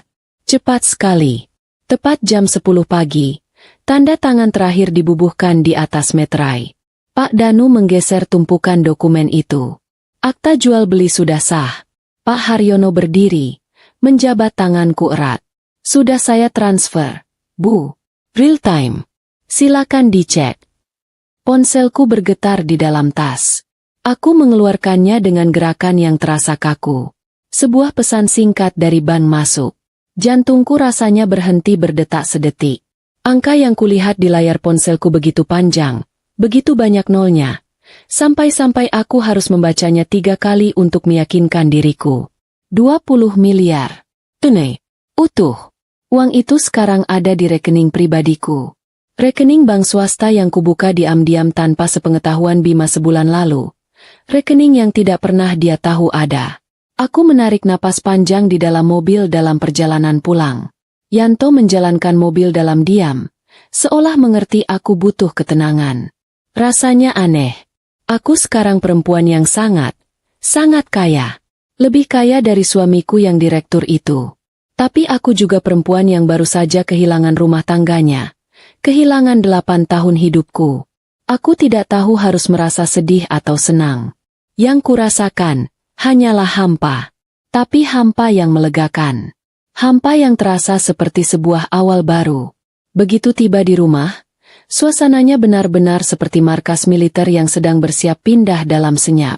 Embok Inah, Ratmi, Pak Udin, dan Yanto bergerak cepat dan efisien. Mereka bekerja dalam diam, nyaris tanpa suara, seolah takut membangunkan raksasa yang sedang tidur. Kotak-kotak kardus sudah menumpuk tinggi di garasi, siap diangkut gelombang terakhir. Operasi senyap. Ini sudah berjalan 48 jam tanpa henti. Sejak kemarin, setelah aku berbicara dengan mereka dan memberi mereka pesangon besar, mereka bekerja tanpa kenal lelah. Yanto sudah bolak-balik mengangkut barang-barangku. Kami tidak menyewa truk pindahan besar yang mencolok dengan logo perusahaan. Kami menyewa 2 mobil box kecil tanpa nama, yang datang di jam-jam sepi. Satu datang jam 3 pagi saat satpam komplek mengantuk. Satu lagi datang jam 1 siang saat komplek sedang lengang-lengangnya. Apa saja yang kuambil? Tentu saja semua milikku. Semua yang bisa membuktikan jejakku di rumah ini. Semua pakaianku. Dari baju tidur sampai gaun pesta termahal. Semua tas dan sepatu mahalku. Tidak ada satupun yang tersisa. Perhiasanku. Semua berlian, emas, dan jam tangan warisan mama, sudah kumasukkan ke brankas kecil dan kubawa sendiri di mobil Yanto. Barang-barang pecah belah porselen anti koleksi mama, lukisan-lukisan mahal di ruang tamu yang dibeli papa, semua kuinstruksikan untuk dibungkus dengan sangat hati-hati. Ini bukan harta Gonogini. Ini hartaku, jauh sebelum Bima datang membawa kopernya. Lalu, apa yang kutinggalkan untuk Bima? Semuanya. Semua miliknya. Aku ingin dia dikelilingi oleh barang-barangnya saat dia sadar dia tidak punya apa-apa lagi. Aku sengaja menyuruh Mbok Inah untuk tidak menyentuh satupun barang milik Bima. Lemari pakaiannya yang besar itu masih penuh sesak. Ratusan kemeja kerjanya yang licin. Puluhan setelan jas impornya yang harganya bisa untuk membeli motor. Koleksi jam tangan mewahnya yang selalu dia pamerkan di laci bludru. Sepatu golfnya yang mengkilap. Stick golfnya yang harganya selangit. Semuanya masih tertata rapi. Biar saja. Biar dia nikmati barang-barang itu. Di rumah yang sudah bukan miliknya. Aku juga meninggalkan semua perabotan besar. Sofa beludru mahal yang sering dia pakai tidur saat pulang pagi. Meja makan jati kokoh tempat dia selalu main ponsel. Tempat tidur mewah kami. Aku tidak mau repot membawanya. Toh, semua itu sudah termasuk dalam kesepakatan jual beli dengan Pak Haryono. Biar Pak Haryono yang pusing membuangnya nanti. Sore itu, rumah 20 miliarku sudah terasa kosong melompong. Gema langkah kakiku terdengar jelas di lantai marmer yang dingin. Hanya tersisa barang-barang Bima yang seperti pajangan di toko mahal yang ditinggal pemiliknya. Ironis. Aku masuk ke kamar tidur kami untuk terakhir kalinya. Kamar utama yang luasnya mungkin setara dengan satu rumah tipe 45. Aku membuka laci nakas di sisi tempat tidur Bima. Kosong. Dia memang tidak pernah menyimpan apa-apa. Aku membuka lemari pakaiannya. Rapi, penuh, tapi terasa mati. Pandanganku lalu jatuh pada satu benda di dinding di atas kepala ranjang. Foto pernikahan kami. Foto itu berukuran sangat besar, dicetak di atas kanvas. Aku dan Bima, tersenyum bahagia di pelaminan 8 tahun lalu. Wajah kami terlihat begitu polos, begitu penuh cinta, begitu naif. Kebohongan. Senyuman itu palsu. Cinta itu palsu. Tanganku meraih foto itu, menariknya paksa dari dinding. Krek. Pakunya terlepas. Bingkai kayu jatinya yang berat hampir membuatku terjatuh. Berat sekali. Seberat bebanku selama ini. Aku meletakkannya di atas kasur yang sudah telanjang tanpa spray. Aku menatap wajah Bima di foto itu. Wajah pria yang kucintai setengah mati. Wajah pria yang juga menghancurkanku sampai tidak bersisa. Aku tidak tahu dari mana kekuatan itu datang. Mungkin dari amarah yang sudah mengkristal. Tanganku terkepal. Dengan sekuat tenaga, aku merobek kanvas tebal itu. Tepat di tengah-tengah wajah kami berdua. Kererek. Bunyinya kasar, memekakan telinga di ruangan yang senyap dan kosong itu. Jauh lebih keras dari dugaanku. Napasku terengah-engah. Debu dari kanvas yang lapuk beterbangan. Puas. Rasanya puas sekali. Lebih puas daripada melihat uang 20 miliar masuk ke rekeningku. Aku mengambil 2 sobekan foto itu. Foto wajahku yang tersenyum bodoh. Dan foto wajahnya yang tersenyum licik. Aku meletakkannya begitu saja di atas lantai marmer yang dingin. Tepat di depan pintu kamar. Biar itu menjadi hal pertama yang dia lihat nanti. Biar itu yang menyambutnya pulang. Sudah semua, Bu. Lapor Mbok Inah dari ambang pintu. Suaranya pelan. Dia pasti mendengar suara robekan tadi. Tapi dia pura-pura tidak tahu. Wajahnya menunjukkan kesedihan. Tapi juga kelegaan. Sudah, Mbok. Jawabku. Suaraku akhirnya bergetar sedikit. Ayo kita pergi. Aku sudah menyewa sebuah apartemen mewah di pusat kota. Apartemen dengan sistem keamanan 3 lapis yang tidak bisa dimasuki Bima begitu saja. Mbok Inah dan Ratmi akan ikut denganku. Mereka lebih memilih ikut aku daripada pulang kampung. Pak Udin dan Yanto, dengan pesangon besar di tangan mereka, akan pulang ke kampung halaman mereka masing-masing. Mereka sudah berjanji akan tutup mulut. Aku berjalan keluar dari rumah itu untuk terakhir kalinya. Aku tidak menoleh ke belakang. Aku menolak untuk menoleh. Yanto menyerahkan kunci pagar yang baru, kunci yang sudah kuserahkan duplikatnya ke Pak Haryono sore tadi. Rumah ini sudah resmi bukan milikku lagi. Saat mobil perlahan menjauh dari gerbang, aku melihat Pak Udin sedang mencabut papan nama di depan. Papan nama marmer berat bertuliskan, kediaman Bima Auranti. Dia memasukkannya ke tempat sampah. Aku tersenyum tipis. Operasi senyap. Selesai. Bima menyetir mobilnya memasuki komplek perumahan elit itu dengan perasaan campur aduk. Rasa puas karena baru saja meninggalkan Riana di villa yang sunyi, bercampur dengan sedikit kegelisahan karena harus kembali berakting di hadapan Ranti. 3 hari penuh kenikmatan membuatnya lupa betapa rapuhnya kebohongan yang ia bangun. Ia adalah direktur sukses, dan ia berhak mendapatkan segalanya. Saat mobilnya berhenti di depan rumah, keraguan Bima berubah menjadi kejutan. Gerbang rumah yang tinggi dan mewah itu terbuka sedikit. Ganjel. Ia turun, mendorong gerbang itu, dan melajukan mobilnya ke jalan masuk. Garasi yang biasanya terisi 2 mobil mewah Ranti dan Yanto, kini kosong melompong. Bahkan motor Pak Udin pun tidak ada. Perasaan tidak enak itu berubah menjadi rasa panik yang dingin. Ia meninggalkan mobilnya begitu saja di depan pintu utama. Pintu utama rumah itu juga tidak terkunci. "Ranti, Embok Inah," panggil Bima. Suaranya terdengar cemas. Yang menjawab hanya gaung suaranya sendiri di dalam ruangan yang gelap dan hampa. Ia meraba saklar. Ketika lampu kristal itu menyala, Bima terpaku. Ruang tamu itu kosong. Sofa beludru, meja antik, karpet tebal, lukisan mahal, semuanya lenyap. Hanya menyisakan bekas noda dan paku di dinding pucat. Napasnya tercekat. Ia berlari ke ruang tengah, lalu ke ruang makan. Kosong. Semua perabotan kecil, hiasan porselen, dan pajangan berharga sudah raib. Ini bukan perampokan. Ini terlalu rapi. Bima berlari ke belakang, ke paviliun asisten rumah tangga. Kamar-kamar mereka bersih. Bahkan kasur lipat dan kompor gas kecil mereka pun tidak ada. Mereka semua pergi. Lutut Bima mulai lemas. Dengan langkah gontai ia naik ke lantai 2, menuju kamar tidur utama. Ia membuka pintu kamar dengan harapan yang tersisa. Kamar itu gelap. Setelah lampu menyala, Bima hanya bisa menatap nanar. Sisi Ranti di kamar itu sudah tuntas dikosongkan. Lemari pakaiannya terbuka lebar. Kosong. Meja riasnya bersih mengkilap. Tanpa setetes parfum pun. Tempat tidur mereka telanjang tanpa spray. Ia melihat ke sisi kamarnya. Semua jas, kemeja, dan koleksi jam tangannya masih tertata rapi. Dia pergi, tapi dia hanya membawa miliknya. Bima roboh, terduduk di lantai marmer yang dingin. Matanya menyapu lantai, dan ia melihat 2 benda yang membuat perutnya mual. Sepotong kertas tagihan listrik, dan 2 sobekan kanvas. Bima merangkak, memungutnya dengan tangan gemetar. Itu adalah foto pernikahan mereka.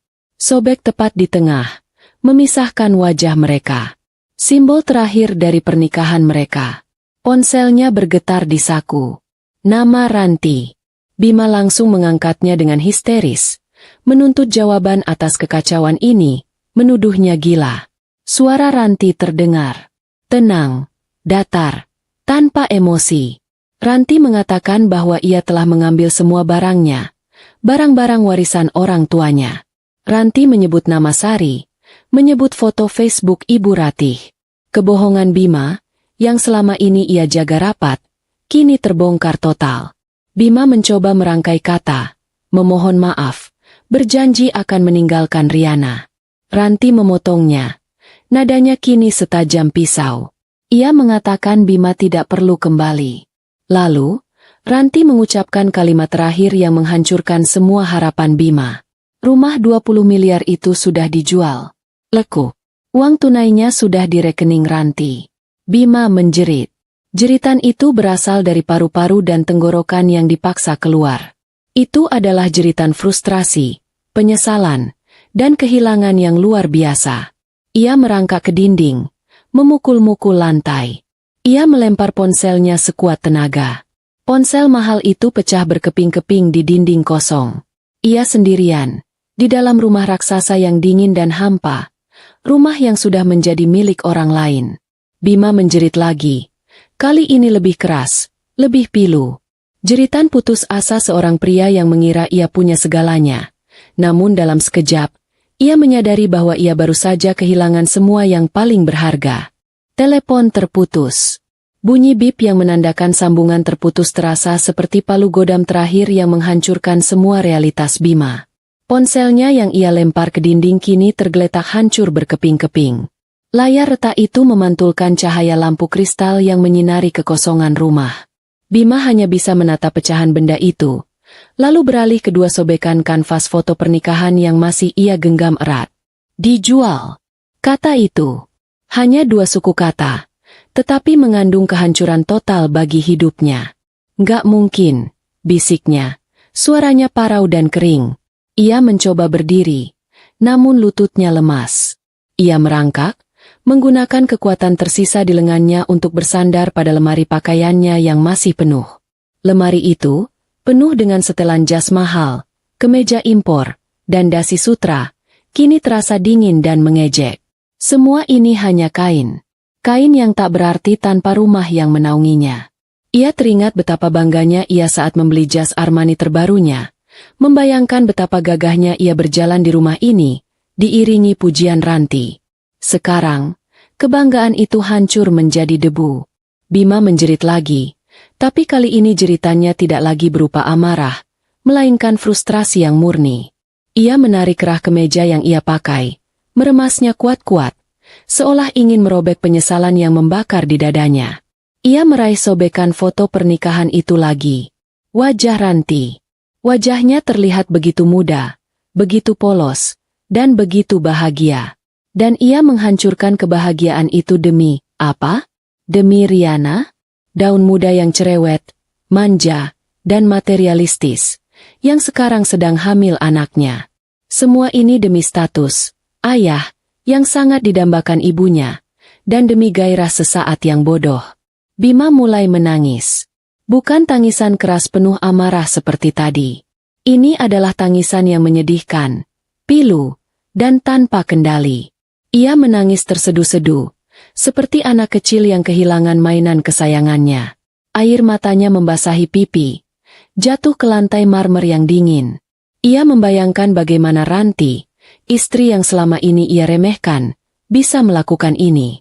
Ia selalu menganggap Ranti lemah, penurut, dan lugu. Ranti adalah sosok istri yang hanya tahu mengurus taman anggrek, memasak, dan berarisan. Ia lupa, Ranti Handayani adalah putri dari pengusaha sukses yang membangun kerajaan bisnisnya dari nol. Ranti adalah wanita yang cerdas, yang diam-diam menyimak setiap detail bisnis ayahnya. Ranti bukan wanita bodoh. Ranti hanya wanita yang memilih untuk percaya. Dan ketika kepercayaan itu dikhianati, Ranti tidak memilih drama air mata yang cengeng. Ranti memilih pembalasan yang cerdas dan mematikan. Ranti mencabut fondasi kemapanan Bima, yaitu rumah ini. Bima merangkak dari kamar tidur yang kosong menuju tangga. Ia turun ke bawah, merangkak di lantai marmer yang dingin. Ia tidak peduli lagi dengan citra dirinya. Ia adalah seorang direktur terhormat yang kini merangkak di lantai rumahnya sendiri. Rumah yang sebentar lagi akan menjadi milik orang lain. Ia mencapai ruang tamu. Kosong. Tempat di mana ia biasa menerima klien-klien pentingnya, memamerkan kemewahan dan kesuksesannya. Kini hanya ada Gema. Ia melihat ke dapur, tempat Ranti biasa memasak makanan kesukaannya. Kompor gas, kulkas side-by-side yang mahal, meja granit, semuanya lenyap. Hanya menyisakan dinding kotor dan instalasi listrik yang terbuka. Ranti, kenapa kamu lakukan ini padaku? Kenapa? Bima menjerit ke sudut ruangan. Suaranya pecah. Ia teringat panggilan telepon Ibu Ratih minggu lalu. Ibu Ratih yang mendadak manis, yang salah sebut nama, Sari. Ia teringat tatapan mata Ibu Ratih yang aneh saat mengirim rendang. Ibunya tahu. Ibunya merestui pengkhianatan ini. Dan sekarang, ibunya sendiri yang membuat Ranti murka dan melakukan pembalasan ini. Ibu Ratih. Bima harus menghubungi ibunya. Ibunya pasti bisa membantu. Ibunya pasti akan membela putranya. Bima merangkak ke tempat ponselnya jatuh tadi. Tapi ponsel itu sudah hancur. Ia tidak punya telepon lain di rumah ini. Semua telepon rumah sudah diputus sejak Ranti beralih ke telepon seluler. Bima panik. Ia berlari ke garasi, membuka pintu mobilnya, mencari ponsel kerjanya yang lain. Neil. Ia meninggalkannya di Villa Puncak. Ia harus pergi. Ia harus keluar dari rumah hantu ini. Bima menarik napas dalam-dalam. Ia harus tenang. Ia harus bersikap sebagai direktur sukses yang bisa mengatasi masalah.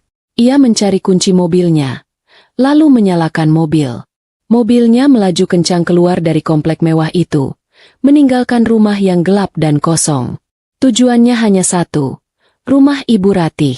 Ibunya pasti akan memberinya perlindungan, memberinya uang, dan membantunya membatalkan transaksi gila ini. Setelah menempuh perjalanan yang terasa sangat panjang, Bima tiba di kontrakan kecil ibunya. Ia memarkir mobilnya dengan kasar. "Ma, Mama, bukain, Ma!"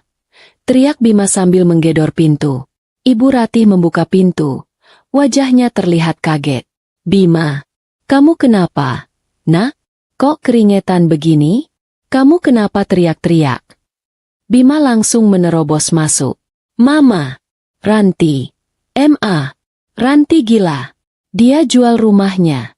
"Dijual, Ma, rumah kita." Ibu Ratih terdiam. Ekspresi wajahnya berubah dari kaget menjadi sangat pucat. "Jual, kamu jangan bercanda, Bim. Mana mungkin." "Aku nggak bercanda, Ma. Aku baru pulang, dan rumah kita kosong melompong. Semua barang Ranti sudah nggak ada. Dia bilang sudah dijual. Dia bilang dia tahu soal Sari. Mama yang mengunggah fotonya di Facebook. Kan, Ma? Kan, Ma?" Bima mencengkeram lengan ibunya. Ibu Ratih mulai menangis. Bukan tangisan akting seperti biasanya. Ini tangisan ketakutan. "Astaga, Bima. Mama cuma mau pamer ke teman-teman Mama kalau kamu sudah punya keturunan. Mama nggak tahu kalau Ranti akan sejahat ini. Dia sudah gila." "Gila? Kita yang gila. Ma, kita yang curang. Dan sekarang kita kehilangan rumah 20 miliar itu. Mama pikir dari mana aku bisa dapat uang lagi untuk beli rumah seperti itu? Dari mana?" Bima menjerit tepat di depan wajah ibunya. Ibu Ratih terduduk di sofa bututnya. "Mama, Mama nggak tahu, Bim. Mama nggak punya uang. Uang Mama cuma cukup buat kontrakan ini dan beli makanan pangeran." "Pangeran? Mama cuma mikirin kucing itu. Aku anak Mama. Aku butuh bantuan Mama. Panggil notaris itu. Batalkan penjualannya. Mama harus bantu aku. Ma." Bima memohon sambil bersujud di kaki ibunya. Air mata bercampur ingus membasahi celana mahalnya. "Mama nggak bisa. Nak, Mama nggak tahu apa-apa soal jual beli rumah. Itu kan atas nama Ranti. Kamu minta bantuan Sari, Bim. Dia kan cinta sama kamu. Dia pasti akan bantu kamu." Ibu Ratih berusaha melepaskan diri. Mendengar nama Sari, Bima seperti tersadar. "Riana." "Ya, Riana. Dia kan punya uang juga. Dia kan mencintaiku. Dia kan membawa anakku." Bima berbalik, berlari kembali ke mobilnya, dan melaju sekencang mungkin menuju villa di puncak. Pagi menjelang.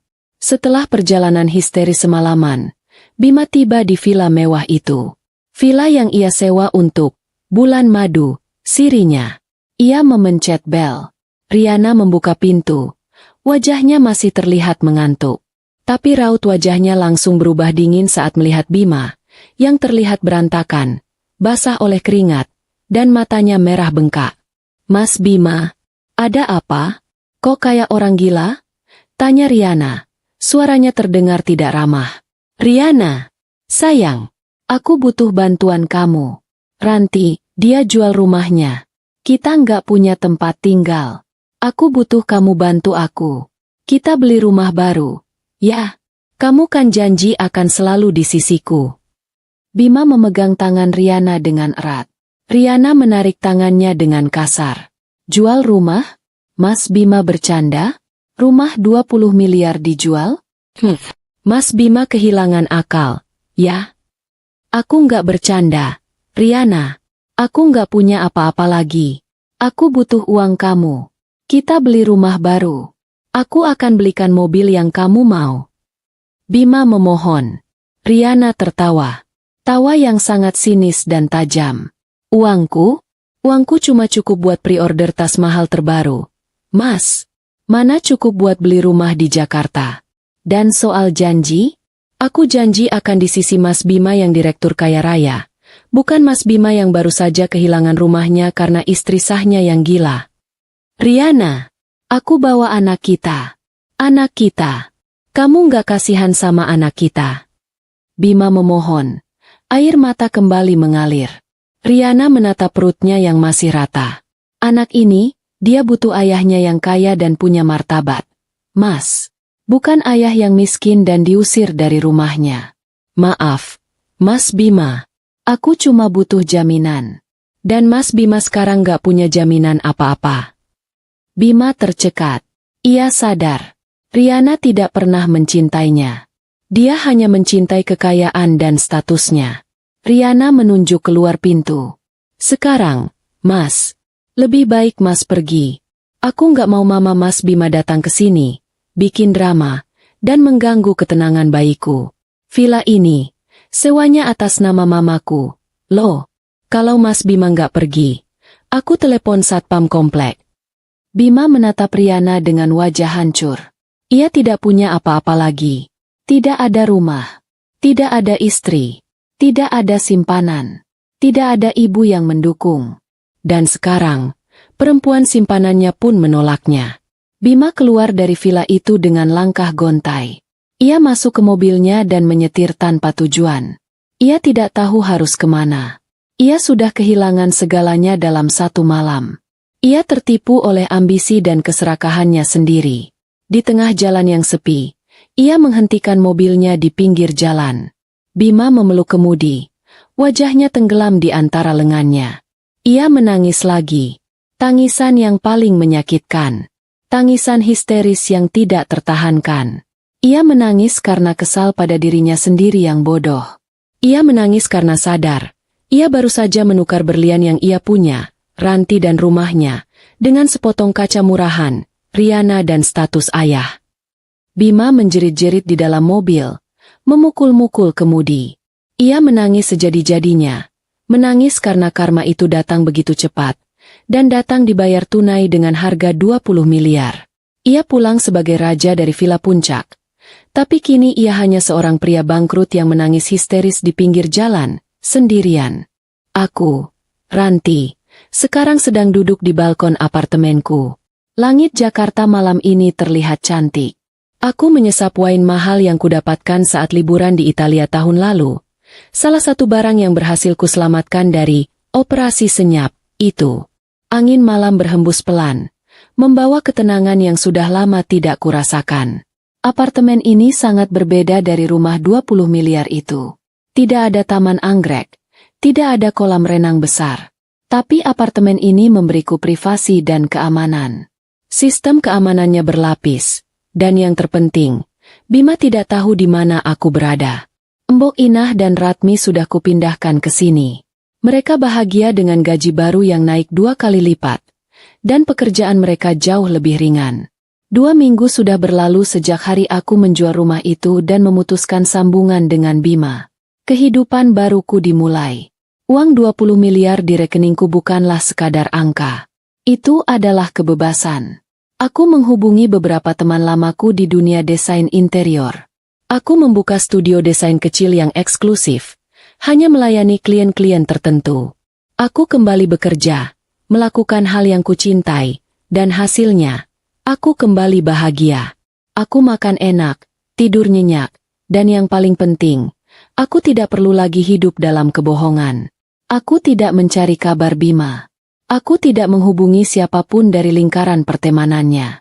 Aku memutuskan kontak total. Dunia Bima sudah mati bagiku. Namun, karma itu bekerja dengan caranya sendiri. Seminggu yang lalu, aku tidak sengaja bertemu dengan Tante Mira, teman arisan mamaku, di sebuah pusat perbelanjaan mewah. Tante Mira adalah tukang gosip kelas kakap, dan begitu melihatku, matanya langsung berbinar seperti menemukan harta karun. Ranti, ya ampun, kamu kemana saja? Tante dengar kamu pindah? Kamu dan Bima. Tante Mira langsung menyergapku. Aku hanya tersenyum tenang. Oh, iya, Tante. Aku lagi sibuk banget sama studio baruku. Rumahnya memang sudah dijual. Tante, aku butuh modal besar buat usaha. Jadi ya begitulah. Alasanku itu terkesan logis dan berkelas. Tante Mira langsung mengangguk-angguk. Tapi sorot matanya tetap penuh rasa ingin tahu. Tapi, Bima bagaimana? Tante dengar dia dipecat. Aku pura-pura kaget. Dipecat? Aduh, aku tidak tahu, Tante. Aku sudah lama tidak komunikasi. Ada apa? Ya. Tante Mira langsung menarikku ke sudut kafe terdekat. Kisah yang kudengar darinya jauh lebih memuaskan daripada wine yang kuminum. Ternyata, setelah Bima kehilangan rumah, kehidupannya langsung berantakan total. Dia panik, stres berat.